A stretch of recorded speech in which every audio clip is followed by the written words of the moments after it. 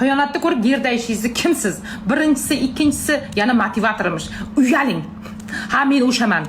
Erini xiyonatini kechirgan, oilasini saqlab qolgan va ba'zi bir o'zbek, g'ururli o'zbek ayollarimizni g'ururini sindirib qo'yayotgan, internetga chiqib bu gaplarni aytib, ayollarni noto'g'ri yo'lga ergashtirayotgan menman.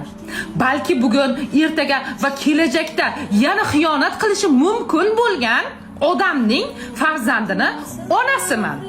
Va hozir ertaga umrimni oxirigacha farzandim uchun o'sha xiyonatkor erimdan boshqa idealroq ota topib berolmayman. Men o'sha xiyonatkor erkakning farzandining onasiman. Men onaman. Kimman aytaymi? Ona.